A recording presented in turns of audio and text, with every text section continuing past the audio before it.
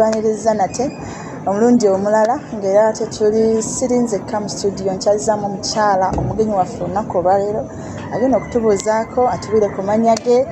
ate naye agabaneko naffe ye kyakakasa kyagamba kyajjukira mu bulamu bwe nti singa teyali mukama teyandisobodde kukiyitamu oba kyali kati teyandisobodde kutuuka kubanga tunonyezaako oba oliawo singa teyadde mukama twandisobodde kumusinkana ebintu bwe bityo so mukwano tukwaniriza namwe bali kunkyasaako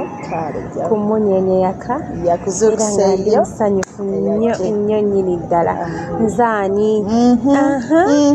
kibitiibwa bya mukama amiina amannya gaffe mukwano amannya gange nze Nabisere Sandra naye abasinga bamanyi nga Sandra Melisa. Yes. Nabisere Sandra naye abamanyi abasinga manyi nga Sandra Melisa. Yeah, let it be Facebook oba wawona Sandra Melisa. Yes. So tukuyina olwaleero ku mukutu era nga gwe aweereddwa omukisa olunaku olwaleero naawe otugabaneko naffe Katonda omumanyiko. Yeah, I know God. Yes, I atamanyi mukama. Banji. No, they just pretend that they don't know God. Neche wali atamanyi mukama. Seriously? Yes. Now, muntu agaana buganyi kukkiriza nti mukama mumanyi. Omanyi Katonda tumumanyi nti gyali naye okukkiriza. Yes, because omanyi ne baana balokole wali abaliyo nga mulokole asaba naye nga talina kukkiriza. Ate ogonjiddeyo bulungi ekintu. It's all about obangi bakyogera batya believe na faith. Yes. Bangi nnyo abamanyi mukama naye nga tebakkiriza. Okay. So kyebava bawakanya n'ebikolwa bye ndowooza. Exactly. Mukyala Melisa. Kiki gwe mukama kyoba oba wakugabanako n'abantu abatulaba essaawa zino ku munyenye yaka yakuzukuseeyo yaka kyojjukira kimu bibiri oba bisatu gw'omanyi by'oyina naye nga ddala mutuufu bikola impact nga naawe okakasa nti mubutuufu singa teyali mukama ogeza nze nina bingi nga nze bano bo bamanyi naye ebibyo naffe twagala tubimanyeeko webibaayo ondaba wano. Anyway, nze ndi muntu ndi muzanyi wa film abo basingidde okumanyira naye nga nali muwala bano basireeya okitegeera abo basireeya aboogerwako nti waba tali mu kino ekibaala okitegeera Monday nga mulina kwemulaga Tuesday nga mulina wemubalula okitegeera mpaka nga tetwebaka bane twakolanga ebintu bingi ebiseera byaffe ebya university okitegeera kati munnange nno obangu bane twachakala you people you should give yourself time obudde obwo bulina okubaawo naye teweerabira mukama mu kusanyuka okitegeera kubanga mu byonna era bye yabituteerawo era byonna okitegeera. So my story is nali muwala ali bw'ati biiki babalibwa tutuli Kasese tutuli Fort Potro everywhere twatambula netudigida nesikusinkanako yadde olunaku osanga twasisinkana naye ndozanga tetwefasa. So munnange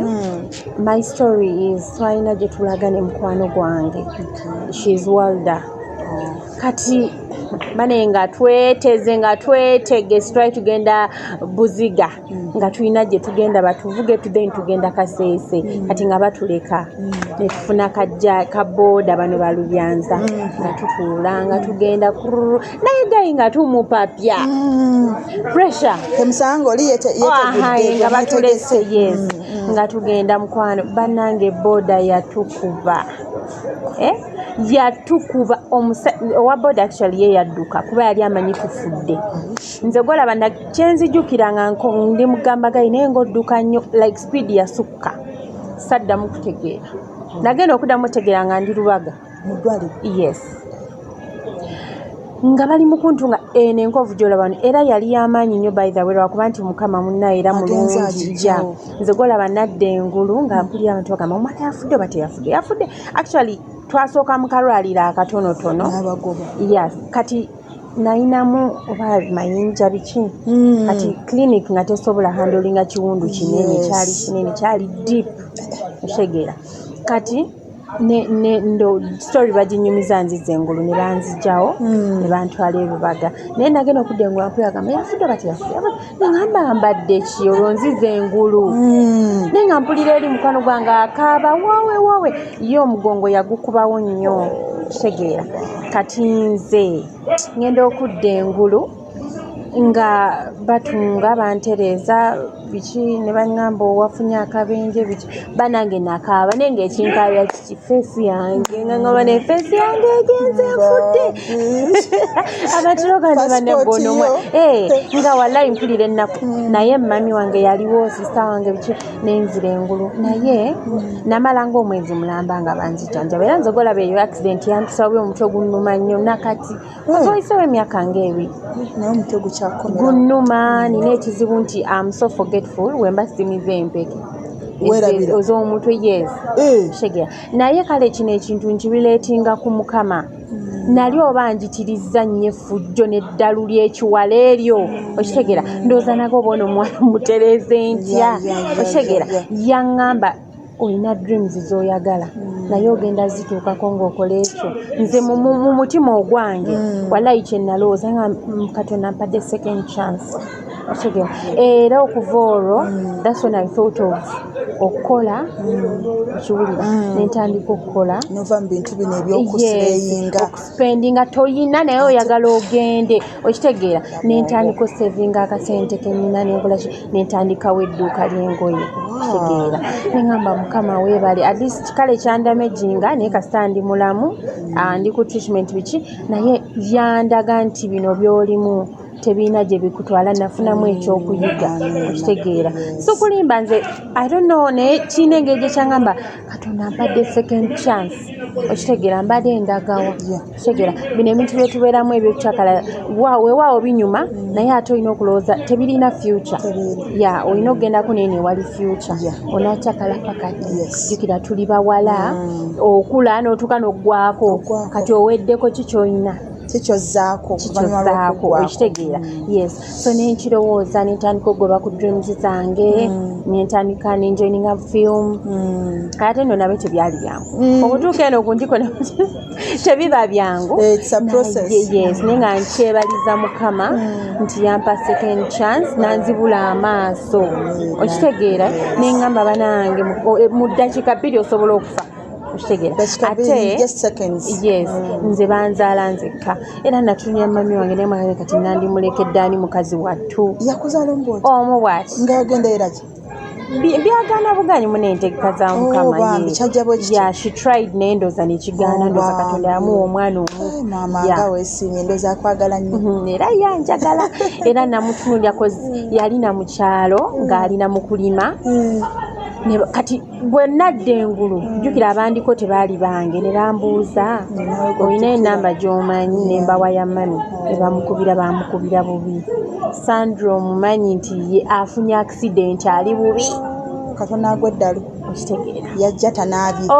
yagamba yalinnyirawo emmotoka ng'ali ng'omulalu kati bwe bamala omukubira they called my dad n'amukubira n'amugamba Sandra afunye obuzibu tova waka beerayo nze ngenda kigira naye agenda omukubirako olwo ng'ali nsanje already yaddusedda naye ng'ali mu kusaba sapule bana ng'omwana wange Katonda amutaase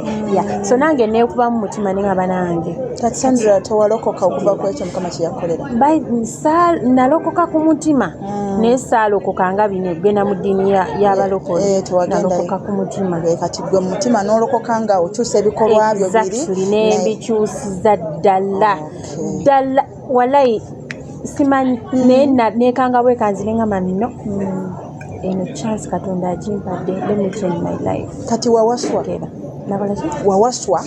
kyeki wafumbirwa sinnaba kufumbirwa sinnaba naye nga nina abaana bange babiri ab'obuwala oli muntu mulungi oyogedde amazima abakyala beegaana abaana bange bali it's a blessing to me era before the accident wali obalina ng'abeera wamani naye namusembeza mulamu ngamba nange kyangu obeere wano okitegeera nembeera naye nga mpulira banaye Katonda yampa chance gye sirabanga nako nze nali ntambula nga njagala